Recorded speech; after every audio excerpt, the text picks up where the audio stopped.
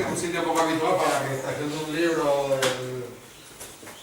de gente del nivel de aquí del amigo Juan José. De esos libros que nosotros ni nos atrevemos a invitarles a que vengan aquí porque no sé qué hay que oír. Porque saben que ustedes saben, sobre todo la gente de más lejos, que para venir aquí que hay que coger un par de barcos, un par de aviones y después varias horas en guagua o en coche, ¿vale? Lo explica hasta lejísimo, estamos a 20 minutos de La Palma, pero para todo el mundo es días de distancia. Pues nada, tenemos el placer de contar con Juanjo hoy aquí, con José Ramos Melo, de la mano del amigo Daniel González, nuestro guía. ¿Está grabando? Eso no vamos a borrar de eso. Nuestro guía friki preferido porque nos encanta la pasión con la que Dani vive la naturaleza. Yo digo, gustándonos tantas cosas similares, ¿cómo puede tener este hombre, o sea, compartiendo mucho la pasión, pero bueno, eso de encontrarse una agrópina o no sé qué, y todo lo que él descubre ahí en un momento es una privada, es un hombre de esos que... Yo conozco todas las orquídeas gracias a él. Te iba a saludar, Paqui, pero me dio la sensación de que no te acordabas de mí. Pues No, nada, ahora que lo digo, es cuando yo... solo quería eso, darles la bienvenida, agradecerte que te hayas acercado por aquí a presentar por Sucesos en la Naturaleza. Y nada, decirte que la Casa Verde está a tu disposición para lo que estime. Ya antes aprovechamos para hablar de algunas cosillas, a ver si sale alguna cosita más en los próximos meses. Y nada, a ustedes decirles que disfruten del ratillo y vamos a hacer fotografías durante el acto directo, o si alguien tiene algún inconveniente que nos lo diga y le tapamos la cara con la mascarilla. Vale, pues nada, gracias. Pues este hombre me pide que me sienta aquí a dialogar con él, pero luego me pongo a hablar con él y se queda dormido mirándome a la cara. No sé cómo acabará esto. Porque el tono de voz. Pues iré cambiando el tono. A ver, yo creo que casi todos tienen referencia de Juanjo. Ayer estuve leyendo la reseña que hay sobre el libro. Él se define ante todo como un comunicador ambiental, pero a mí me parece una descripción bastante sosa para Juanjo. Yo creo que es como un chiquillo revoltoso que no para de maquinar diabluras y sobre todo me quedaría con la capacidad que tiene de contagiar a todo el mundo con su pasión y de transmitirle ese amor por todo lo que hace. Y me quedaría con esa descripción. Y en cuanto al libro, pues estoy seguro que casi todos ustedes querrán tenerlo después de este ratito. Es un recopilatorio de muchos relatos que ha ido escribiendo Juanjo a lo largo de años sobre sucesos en la naturaleza canaria. Además está muy bien, está estructurado de una manera que me gusta mucho porque es casi a modo de calendario. Entonces te va contando pues algunas de las cosas más interesantes que van ocurriendo en nuestra naturaleza a lo largo del año, y además lo cuenta de una forma muy sencilla, resaltando curiosidades de especies o de relaciones entre especies, y estoy seguro que a cualquiera que tenga un poquito de curiosidad por la naturaleza le va a encantar, y a quien no la tenga pues le va a servir para engancharse. Ese es el objetivo. Bueno, nada, gracias a la Casa Verde, a la Vinca Ecologista. A nosotros acercarnos a Filgas no nos cuesta nada porque venimos de Los Hilos. Está casi igual de lejos igual de lejos que Altenara. Nada, muchas gracias. Nada, suceso, probablemente algunos de los relatos ya los habrán leído una versión reducida, porque realmente lo que he hecho es unido en un libro los 48 relatos, y algunos de ellos ya los publiqué en la revista de Vinter, ¿no? O sea, la revista que coges para evitar dormirte o para cuando el avión pasa por delante de Las Palmas y Filgas y Arucas, que siempre se mueve, pues estar un poco entretenido y que no te entre un poquillo de miedo en el vuelo y no te lo noten el resto de pasajeros, ¿no? lo que he hecho, esos artículos los he ampliado y adaptado, porque no es lo mismo escribir para una revista que para un libro, ¿no? Y sobre todo lo que dice Dani, está pensado en curiosos, en levantar la curiosidad y en seguir motivando la curiosidad de aquellos que ya nos sentimos atraídos por el medio natural canario. Hay bastantes relatos de pájaros, eso es un poco porque lo he escrito yo, yo soy pajarero, pero después pues ahí me he atrevido a escribir sobre el medio marino, algunas cuestiones de vegetación, es un poquito de todo, realmente pinceladas que están además organizadas de tal manera que te invita a salir al campo a lo largo del año, ¿no? Lo que comenta Dani del calendario, ¿no? Pues hay 4 relatos en el mes de abril que normalmente la idea inicial era que coincidieran con cuestiones que suceden en ese mes, ¿no? Por ejemplo, hay un artículo dedicado a los mirlos capiblancos que invernan en las cañadas del Teide, pues ese pájaro está asociado al mes de diciembre, ¿no? En octubre, la llegada de la Vanessa de los Carlos, ¿no? Que en el 2018-2019 hubo una llegada masiva y todo el mundo la vio por todos lados y todo el mundo habló de mariposa, ¿no? Pues un poco es dar algunas pinceladas de conocimiento en torno a esos sucesos que a veces son cosas que pasan ahí, no aparecen en el periódico, pero que nos acompañan, sucesos que nos acompañan en nuestro día a día, ¿no? Que afortunadamente estamos en un momento que cada vez hay más gente contemplándolos y atraídos por estas cosas que nos suceden, ¿no? De hecho, hablábamos hace unos días en La Coruña, en un congreso de turismo de observación de naturaleza, habían varios divulgadores y coincidíamos todos en el buen momento que está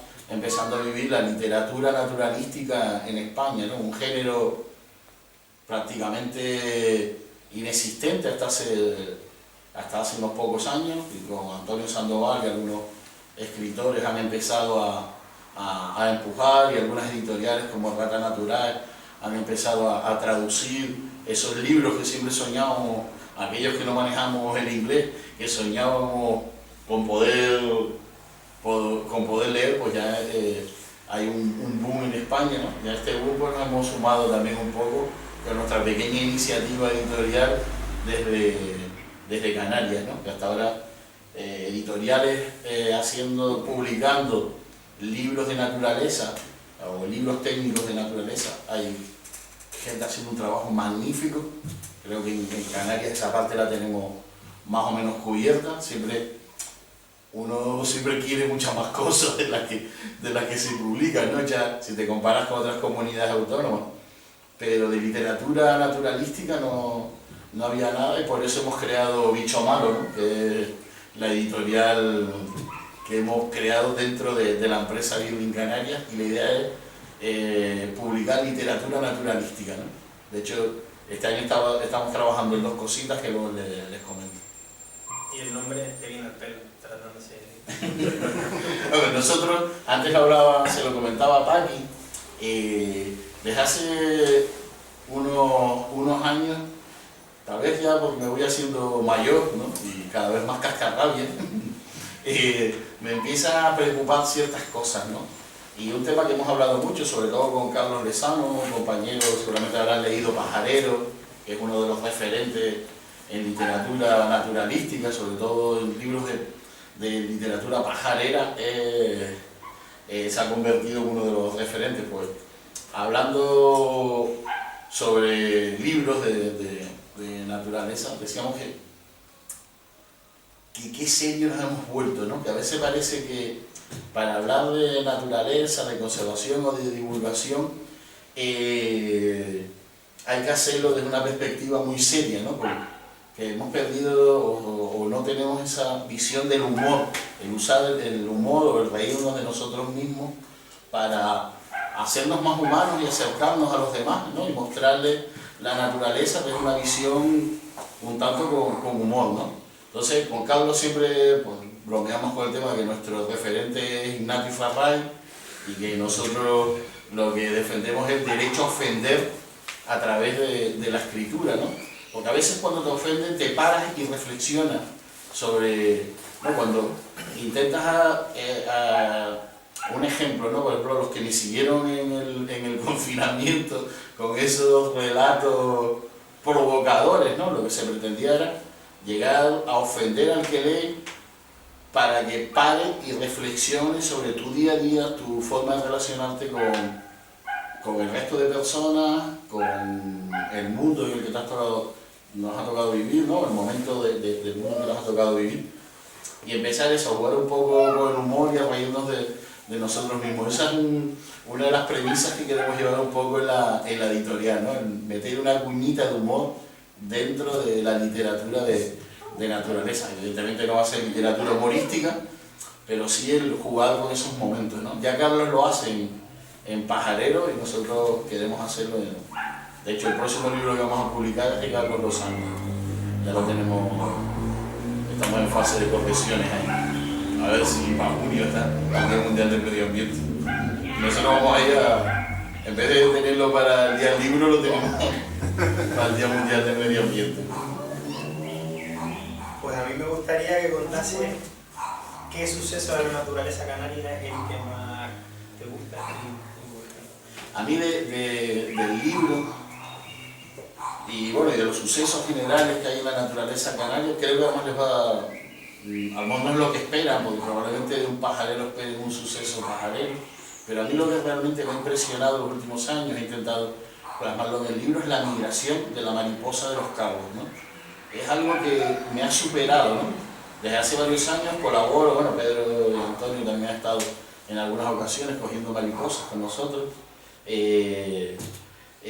Colaboramos con el Museo de Granollers, con un investigador especializado en migración de mariposas, que es Constantino Stefanescu.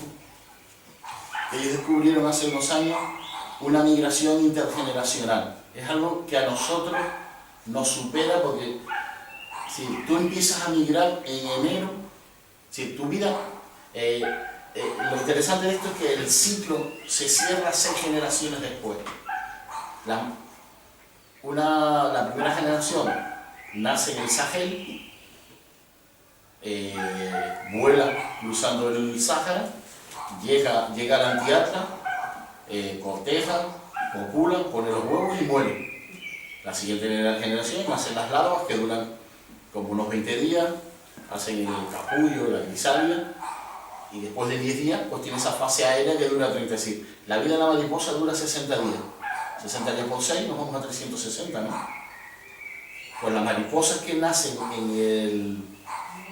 en el Antiatlas cruzan el Atlas y llegan a la cuenca mediterránea.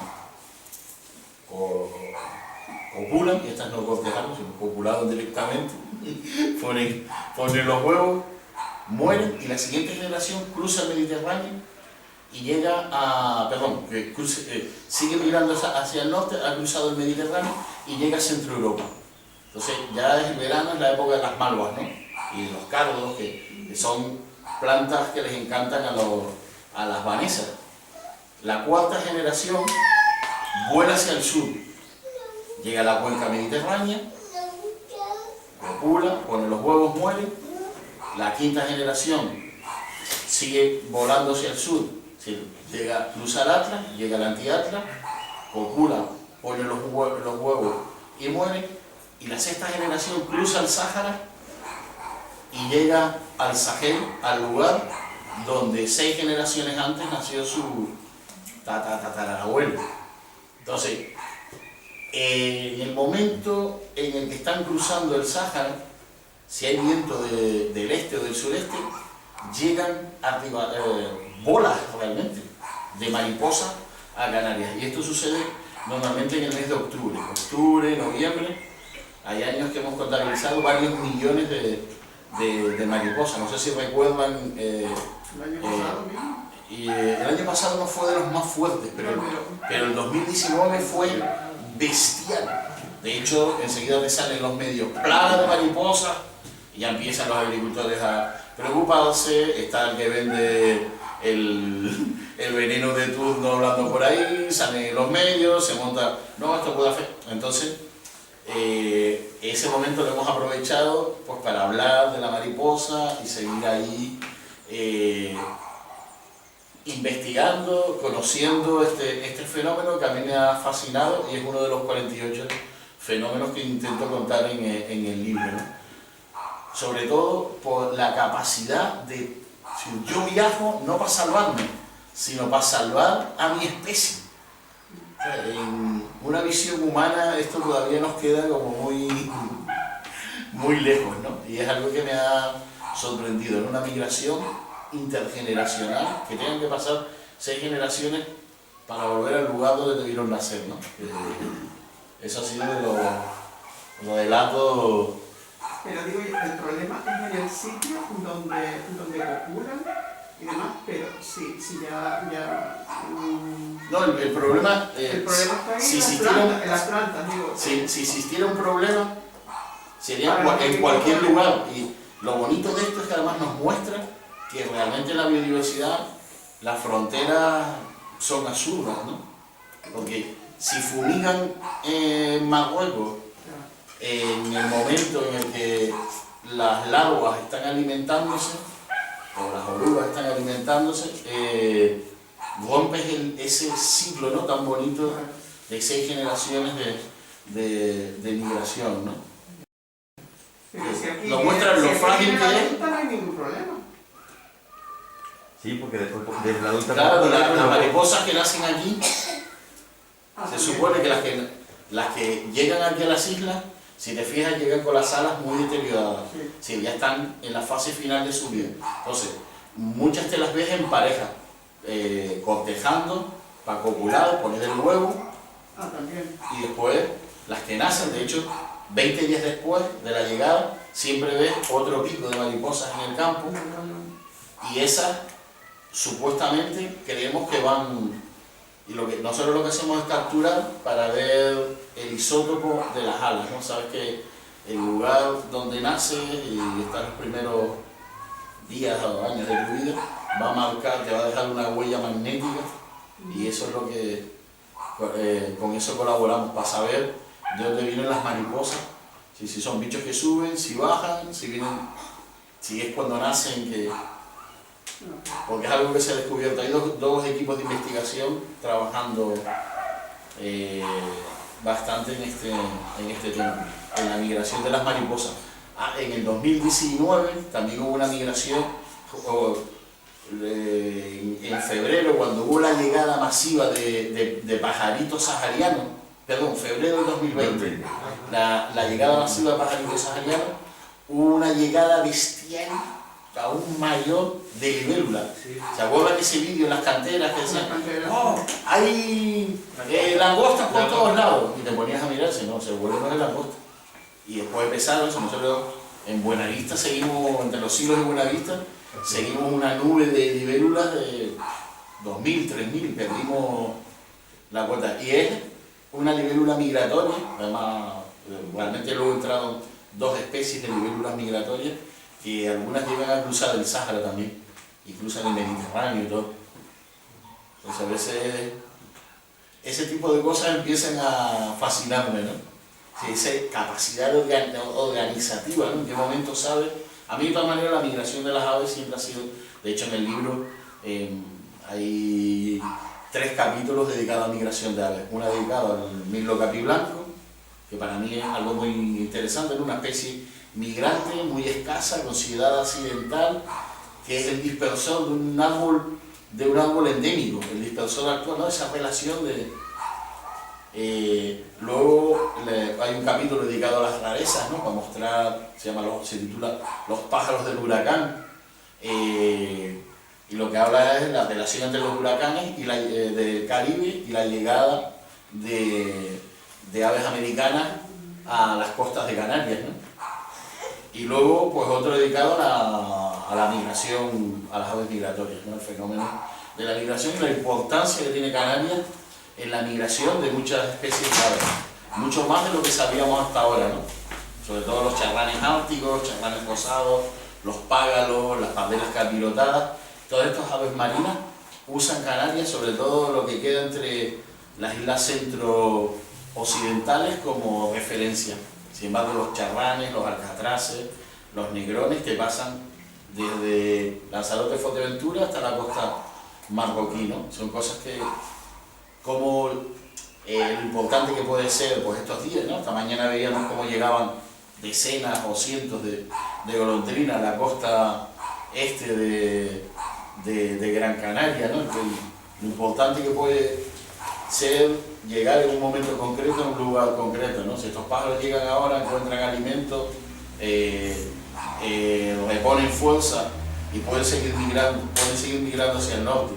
Si llegan a un sitio inerte donde está lleno de parques eólicos, placas solares, invernaderos abandonados, cultivos que se fumigan y demás, bueno, esos pájaros no pueden continuar el viaje, ¿no? ¿Y cuál es el relato que te resultó más triste escribir? Más triste, no. Te lo pregunto un poco por lo que Hombre, estaba viendo. siempre hay dos relatos que hacen alusión a extinciones, ¿no?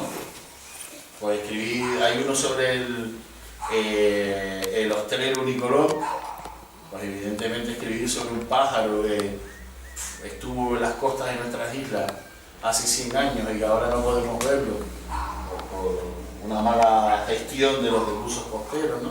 Aunque si no le hubiera pegado los tiros Darwin, imagínense el ostrero de la costa de Maspalomas, ¿no? O los bajillos de Playa de las Américas, o los bastillos de Playa Blanca, o en Coatalejo, ¿no? Así que no hubiera tenido tampoco mucha escapatoria, ¿no? Sería un pájaro común. Y luego hay otro capítulo eso dedicado a las especies que ya no están, y me gusta, a pesar de que me entristece, me gusta mucho cómo lo supo representar Fran Torrent. Fran Torrent es el ilustrador del libro. Cada relato lleva una lámina de Fran hecha exclusivamente para este libro. Me gusta cómo él lo que hizo fue no dibujar el pájaro, sino dejar un hueco como si fuera un recortable, ¿no? Como una especie que falta en nuestros ecosistemas. Bueno, aquí tienen el de un ave del pasado, que es el del ostrero unicolor. Todo el mundo se empeña en dibujar el ostrero unicolor. El ostrero unicolor es esto, es una pieza de museo con su etiqueta, nos guste o no nos guste.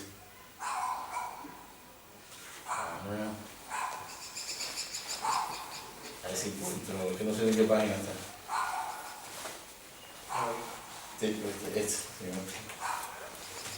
El dejado, hablando de las especies que se han extinguido, o que sabemos, ¿no? Que se han extinguido en las islas, ¿no? Pues la cornigomera, que se puede haber extinguido hace 500 o 600 años, el verderón el aureloy, ¿cómo se llama el nombre común? No, ese es hay dos, está el de Trías y el aureloy. Son los dos. Sí, hay dos verderones que han aparecido en La Palma, luego el escribano patilargo que apareció en la Cueva del Viento. Y hablo un poco de las especies que ya no están con nosotros, no solo de aves, sino también pues, de los lagartos gigantes, ¿no? De las ratas gigantes, la Canariomi camarán, ¿no? Aquí en Gran Canaria, el escribano picofín. Y de esas especies que jugaron un papel importante en la historia ecológica del archipiélago y que ahora mismo no están por distintos motivos, ¿no? La mayoría tuvieron ese punto de infracción, ¿no? Donde fue la llegada del ser humano a las islas, ¿no? Y los animales que lo acompañan. ¿Y cómo ves este panorama de los sucesos que relatas, ¿hay algunos que crees que en algún momento dejaremos de disfrutar? Lamentablemente, la respuesta creo que la sabemos, ¿no? Muchos de los sucesos que se relatan en este libro, probablemente nuestros hijos, nietos o sobrinos no los podrán disfrutar, ¿no? Cuando hablamos de conservación, creo, de la biodiversidad, sobre todo de fauna y de fauna vertebrada en Canarias, creo que hay que diferenciar dos aspectos, ¿no?, importantes. Uno es el trabajo magnífico que se ha hecho en recuperar la masa forestal y los ecosistemas forestales y la fauna, o que se está haciendo, ¿no?, porque todavía en algunos ambientes nos queda mucho trabajo por hacer, ¿no? Pero probablemente en Tenerife, incluso aquí en Gran Canaria, estamos viendo más pinar que el que vieron nuestros abuelos, ¿no? Estamos viendo más laurisilva que la que vieron nuestros abuelos. Estamos viendo más bosques termófilos del que vieron nuestros abuelos. Sí, lo que es de la cota 500 para arriba, o la cota 600, lo hemos hecho, yo creo, lo estamos haciendo bastante bien. Evidentemente siempre hay cosas discutibles, pero si no se hace nada, no hay de qué hablar, no hay que criticar, ¿no? Siempre es mejor tener algo para hablar que no tener nada, como sucede en los ambientes costeros. En los ambientes costeros, si nos dieran una nota como sociedad, tendríamos un 0. Un 0 o un -1, debería decir, ¿no? Sobre todo porque estamos siendo testigos de la extinción de especies clave de los ecosistemas costeros canarios, ¿no? Un símbolo y un indicador ha sido el choliteo patinero, que el año pasado ya dejó de criar en la isla de Gran Canaria. En el año 2009 dejó de criar en la provincia de Santa Cruz de Tenerife, y la situación en Lanzarote, Fuerteventura, no es mucho mejor, ¿no? Y así con mogollón de especies ligadas. Bueno, estos días hemos estado trabajando con el corredor. ¿Cómo quieren que haya corredor? Es que no hay... ¿Quién se va a vivir en una escombrera? Yo siento decírselos, pero el sureste de Gran Canaria es una gran escombrera. Entre invernaderos abandonados, escombreras literales. Estamos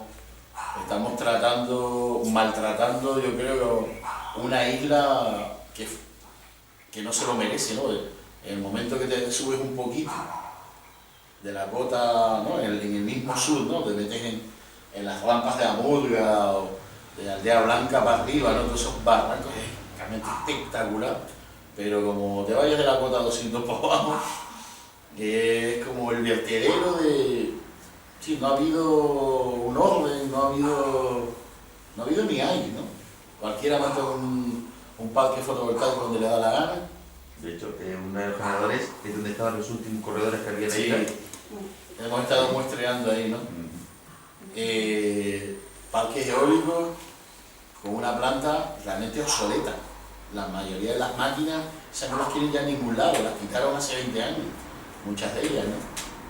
Sí, esas máquinas que no llegan a 1 megavatio, eso no lo tienen en ningún lado, y ahí siguen estando, y siguen, si no hay, a pesar de que invertimos un montón de dinero público en la energía eólica y ayuda a esta gente, la inversión, cualquier promotor en 2 años, 3, la máquina está pagada, o menos, si te puede dar un sitio bueno. Joder, por lo menos que puedes hacer es, ya hoy en día, parques que tienen 50 máquinas, con 4 máquinas lo hacen, sacan la misma energía, ¿no? Menos máquinas, menos impacto visual, menos impacto sobre la fauna, menos pistas, porque es un tema que hemos hablado estos días, ¿no? Sobre todo nos fijamos en los parques eólicos, en las estructuras, en los molinos, ¿no?, en los aerogeneradores, pero todo el movimiento de tierra que hay alrededor, que destruye todo lo que hay ahí. Sobre todo, estos ecosistemas séricos son muy sensibles al movimiento de tierra, ¿no? Son suelos muy pobres y de nada puedo decir que cuando, Sí. cuando estuvieron construyendo uno de los últimos que están al lado de la central de Endesa, de ahí al sur, el sinoco más fuerte que había no era nada comparado con el polvo que levantaban las máquinas.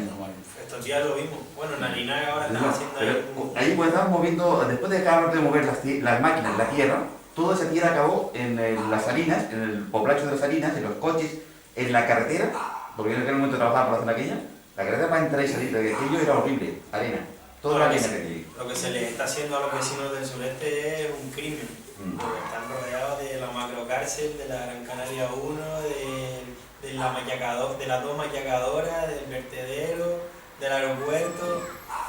La verdad que Hay vivir ahí hoy en día... muchos sucesos que ocurren en sitios como este, o ocurrían, o incluso yo soy bastante optimista, ¿no? Creo que el corredor simplemente es una cuestión de dedicar recursos a mejorar el hábitat. Y para una gran empresa de esta, estamos hablando de pecata minuta. Sí. Coger una serie de hectáreas, mejorar el hábitat para una especie, eso le pones la cifra en la mesa y se ríen. Esta gente juega en otra división con una cifra que nosotros ni la soñamos. Y tú le dices, oye, mira, esto vale 2 millones de euros restaurar esto. Eso se lo gastan en cualquier chorrada. Pero es una comarca sostenible, ¿no? Porque lo aguanta todo. Bueno, yo soy bastante optimista, ¿no? A mí ya el hecho de que nos replanteemos, el que estemos hablando, el que cada vez más gente hable de este tipo de cuestiones, ¿no? El de la isla que queremos, ¿no?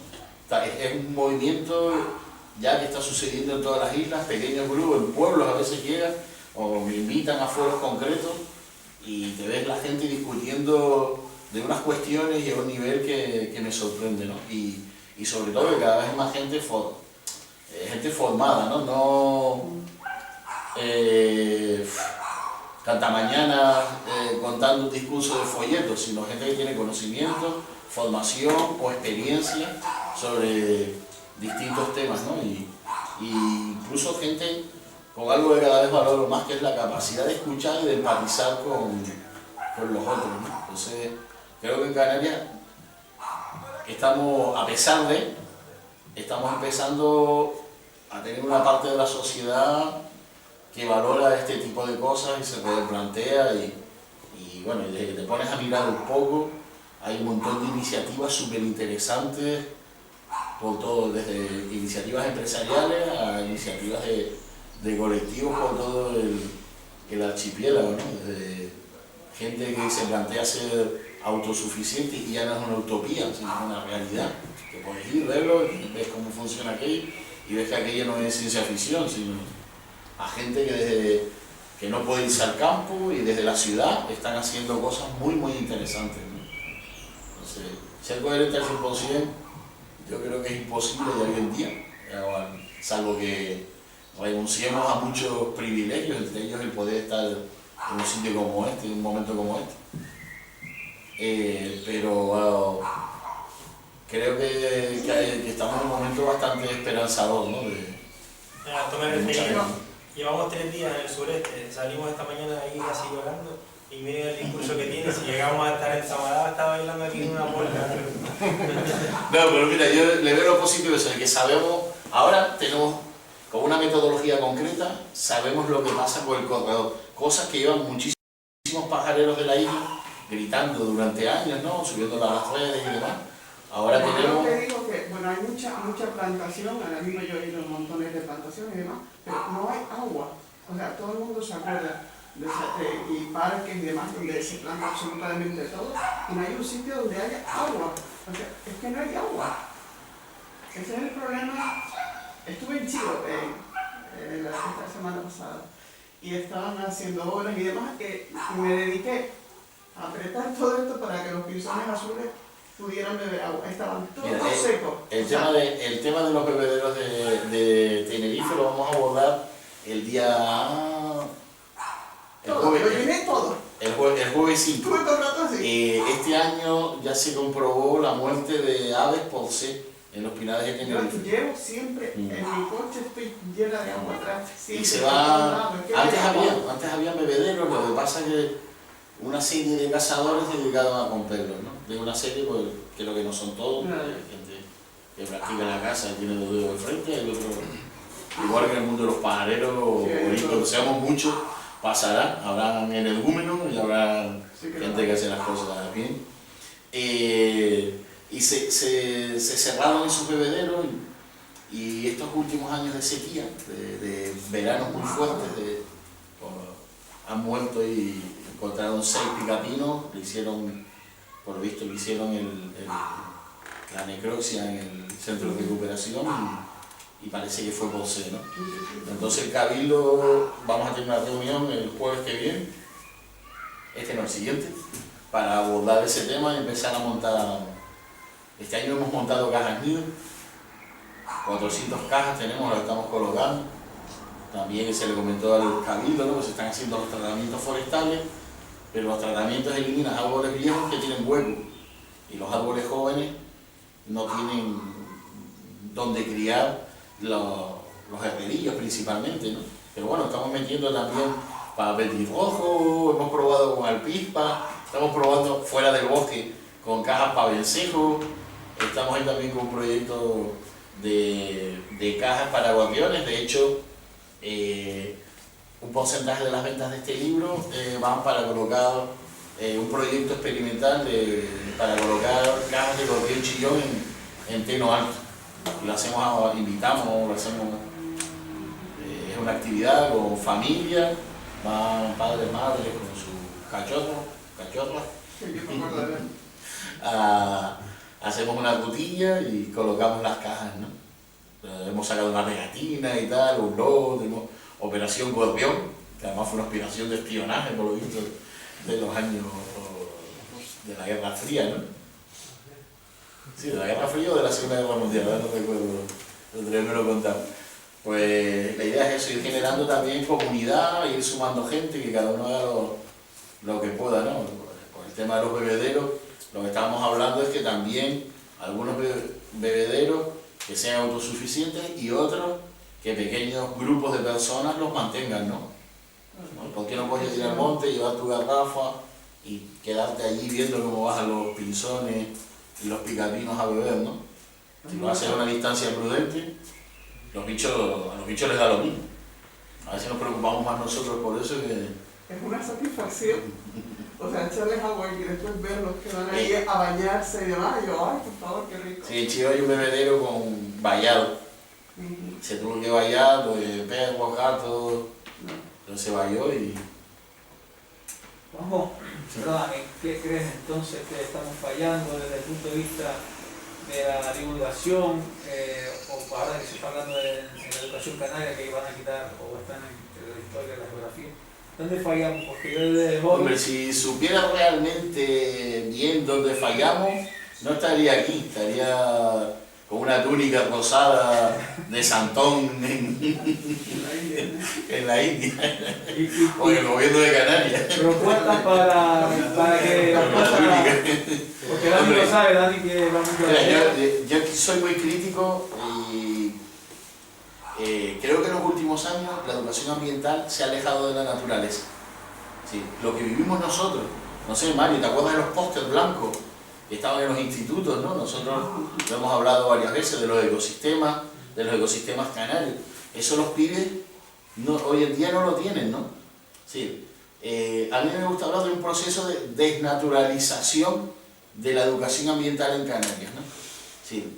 Hemos cerrado las aulas de la naturaleza, que hicieron un trabajo genial, dejamos de lado los campamentos de verano, que se hacían en colonias, que un montón de colectivos hacían campamentos, dejamos de lado todos esos materiales que salían de los live, materiales educativos. Bueno, siempre sigue habiendo, siempre está la resistencia que saca cosas, ¿no? Pero si te fijas y te pones a mirar los programas educativos bueno, hablando de educación ambiental o comunicación ambiental, de los cabildos de Tenerife, Gran Canaria, Fuerteventura, incluso cabildos pequeños, ¿no? Como la se centran en ecología de hogar. la mayoría va a saber que el plastiquito va al contenedor amarillo, el papel al azul, a ahorrar agua, a ahorrar energía, que eso está bien, no digo que esté mal, pero si tú luego no entiendes que el ahorrar agua, el ahorrar energía, el colocar bien para poder reciclar después, eso va a repercutir sobre la biodiversidad, sobre el planeta, y el planeta para ti no es un dibujito con cosas azules, cosas verdes y otras canelas, sino es un lugar donde tú has tenido una experiencia, donde dormiste una semana, viste los pinzones azules de la cumbre, o probaste una menta, cogiste una hierba y te hiciste un agua, o escuchaste el canto de las parvelas de noche, donde ese lugar donde tú tuviste una experiencia satisfactoria, no lo vas a asociar.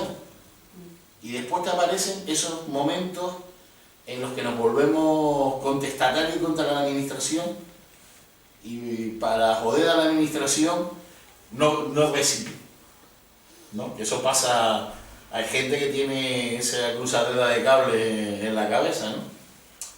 Entonces creo que la gente,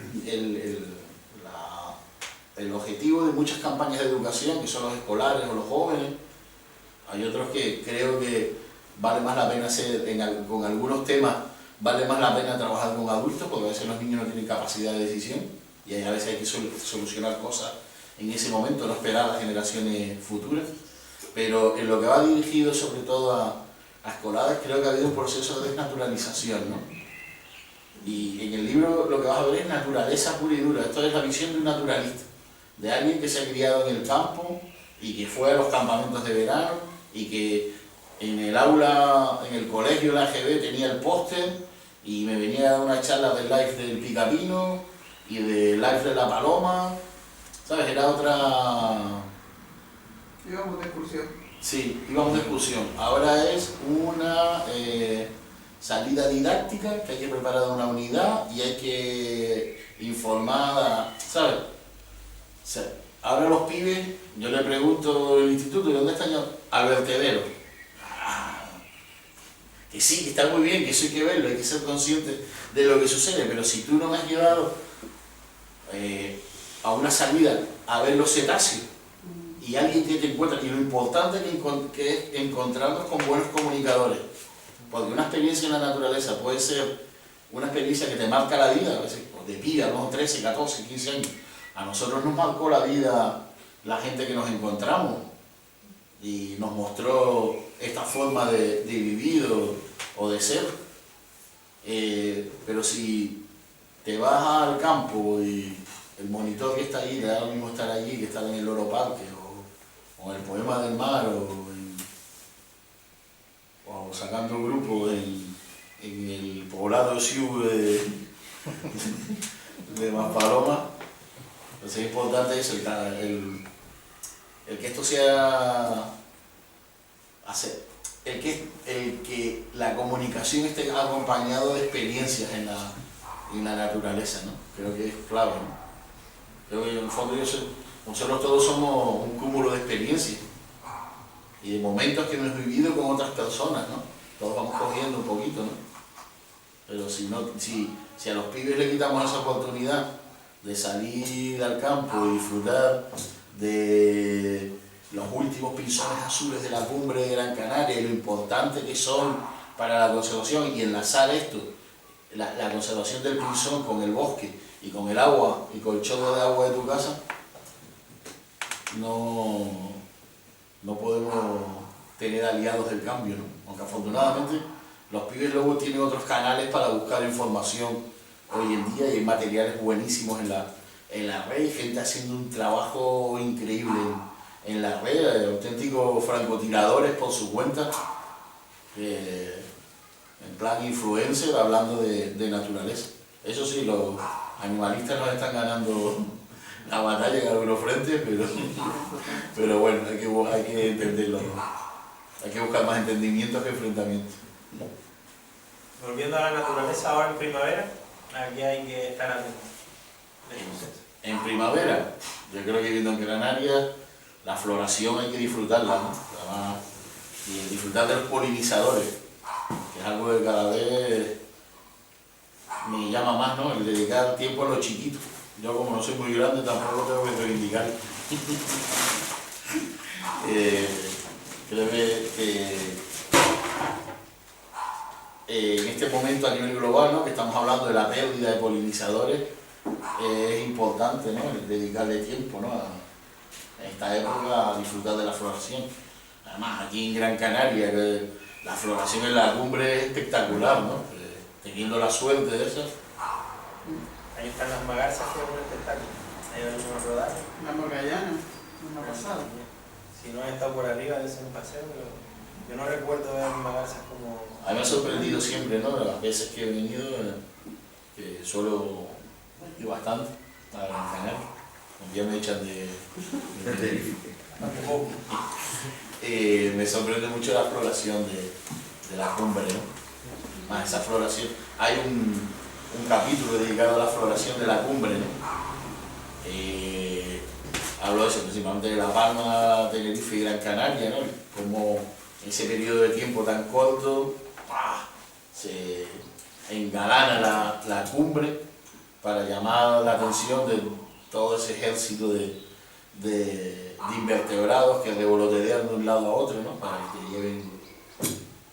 Hombre, el libro es una herramienta de educación ambiental sobre todo hay mucho de interpretación del patrimonio, ¿no? El jugar con símiles, el teatralizar, ¿no? Van a ver que algunas cosas, incluso dejo caer algunas de mis aficiones, ¿no? De mis gustos. O sea, acabo hablando de Juego de Tronos, ¿no? Entonces, el meter así cositas, ejemplos, cosas, curiosidades que voy buscando, ¿no? La relación entre la Sabina y Brian May, ¿no? May, el guitarrista de Queen. Entonces, el cosas en general también son cosas curiosas para que los que trabajen luego pues tengan un poco el trabajo ya masticado, ¿no? Algunas cosas. En esta época incluiste la llegada de los vencejos. Los vencejos es importante, ¿no? Además, sobre todo, los vencejos los he puesto por lo importante que es en el mundo rural, ¿no? Toda esa parte más de etnozoología, ¿no? El relacionar la llegada de los vencejos con el buen tiempo, ¿no? Pues hablo de eso, ¿no? Y un poco también para que la gente conozca las 3 especies de vencejos que hay en el archipiélago, ¿no? A veces pensamos que todas las anduriñas son iguales, ¿no? O las explosiones de saltamontes. O las explosiones... En el hierro y en otros siglos, que eso me parece lo más bonito. No, mira, la explosión y el hierro en Nidafe me gusta llamarlo el Serengeti canario. Lo he puesto además varias veces y lo he defendido varias veces. Además allí en el hierro lo hemos hablado. Porque de repente en un mes hay una explosión de saltamontes herbívoros, pero cuando estos están ya en fase adulta hay una explosión de saltamontes carnívoros y se comen unos a los otros, y a su vez vienen las gaviotas a comer, los alcaravanes, los gorriones chillones, los trigueros.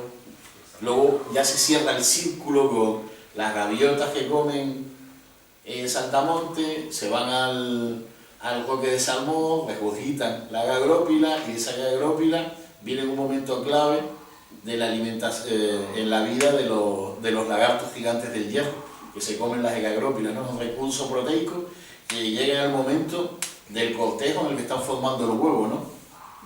Entonces... Eso pasa aquí también, en Fajardo, todos los años.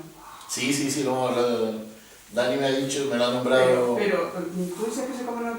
Hay apareamiento, porque eso lo he comprobado yo. Sí, claro, sí. Es en la época de apareamiento. Sí. Pero no interespecífico, sino... entre ellos me refiero, no entre una especie... No, entre ellos. Sí. Claro, es que después, si te fijas, muchos las hembras tienen como un palito que lo entierran y ponen los huevos en la Sí, tierra. hay una hembra y 14 Sí, machos ahí, machos sí, encima. Sí, sí. Sí, pues Eso todos los en el años hierro se están hace. los herbívoros y luego aparecen los carnívoros. Y Es que evidentemente yo lo he el comprobado. fin es alimentarse y copular. Primero vienen las gaviotas, ahora en mayo empiezan a ir las gaviotas. Y luego ya se van las gaviotas y empiezan los gusanos, Todo cernícalos, va. los- Es el Serengeti. todo, sí. ¿Mm? Es Y espectacular. después vienen a veces los halcones de Leonor, Sí, sí, sí. pasan y vienen aprovechados. De repente en un momento concreto ¡pua! Hay una explosión de vida y va todo el mundo ahí a aprovechar. Sí, es impresionante porque te los ves todos encima y dices, uy, Sí. da un poquito de yuyu. Aquí bueno, igual Ale se acuerda del año, y no sé si tú lo viste, Ale, pero Domingo Trujillo no documentó en los llanos de Pajonales más de 90 guilías alimentándose de saltamontes. Sí, sería 2009, 2010, por ahí puede ser. Y yo en la Vega de Acusa hace un par de años, pues concentraciones de más de 200, 250 cernícalos, Sí, sí, sí. o cuando se te juntan en majadas altas, milanos, bueno, se han visto milanos reales. La cosa milanos es negros, gaviotas, que fuego. desconocemos realmente el valor que tienen esas explosiones para los ecosistemas y probablemente sean muy altos, muy y vital para algunas especies, ¿no? Porque coincide con la época de dispersión de pollos, probablemente para los alcaravanes sea un recurso para muchas rapaces, Rapaces, sí, cantar. sea vital para la supervivencia de algunas especies, ¿no? Siempre en el hierro siempre está la pelea de que quieren fumigar. Los cuervos también. Los cuervos van a comer como locos, además son los grupos familiares, los gorriones chillones, los trigueros, especies ligadas a un mundo agrícola que ya hemos perdido prácticamente. Yo iba a decir estamos, pero yo creo que es mejor decir perdimos, ¿no? Porque Sí, cuando hablas los campos de cereales, ya aquí el cereal viene de Brasil, de Argentina, pero bueno. Dani, pues, yo creo que llevamos una hora hablando por lo menos. ¿Tú? Entonces, ¿alguna pregunta que le surja? ¿Por qué eligió ese dibujo para la portada? Hombre, Darwin es uno de los maestros, ¿no? Además, Darwin como el niño canario. Es un capítulo que se llama los heredillos que Darwin no pudo ver, y hace alusión a la estancia de Darwin en las aguas de Canarias. Digo las aguas porque no pudo desembarcar, no lo dejaron desembarcar, ¿no? Yo la pesca, creo que Sí, uno de los sueños de Darwin era poder visitar Tenerife, subir al Teide del Pinzón Azul, porque había leído las cartas que mandaba Humboldt a los gabinetes científicos de la época, y él estaba eclipsado con lo que Humboldt estaba viendo, ¿no? Cuando llegó a la bahía de Santa Cruz, el gobernador, los administradores de Santa Cruz no lo dejaron desembarcar porque en Inglaterra había peste. Siempre decía que eran teníferos, el hecho es que había peste negra, peste bubónica en Inglaterra, y no estaban dejando desembarcar barcos ingleses. Entonces lo que hizo, lo vio desde el mar, lo nombran en su tristeza, ¿no? en el libro del viaje del Beagle, y se van a Cabo Verde, a Santiago, donde estuvo un mes en la bahía de Praia, y describe, él es donde empieza a volverse loco con la paleontología, porque es lo que realmente lo fascinó, era la paleontología. De hecho, describe una especie de strombus allí en la bahía. En la actualidad, el yacimiento está detrás de los depósitos de gasoil que hay en el puerto de Praia, en el corte ese. Ese es el yacimiento que estudió Darwin hace 200 años. Beatriz Fariña, que escribe el epílogo del libro, habla de cómo Canarias pudieron ser las salvajes del Atlántico, ¿no? Las Galápagos. Y la Galápagos del Atlántico, perdón. Y la verdad que es un ejemplo clarísimo de cómo una persona puede marcar el destino de un sitio. Fíjense el modelo económico que ha elegido Galápagos, poniendo a la naturaleza aquí, ¿no? Y Canarias, que teniendo condiciones muy parecidas, pues esa naturaleza no se ha cuidado de la misma forma. Una vez escuché lo de que los canarios, sobre todo los tinerfeños, hemos cometido dos errores, ¿no? Uno es no dejar bajar a Nelson y el segundo, haber dejado ir a Franco. Pues nada, gracias, espero que hayan pasado un rato agradable, esa es la idea. Y nada, cuando lean el libro ya me dice qué les parece. Pues nada, muchas gracias.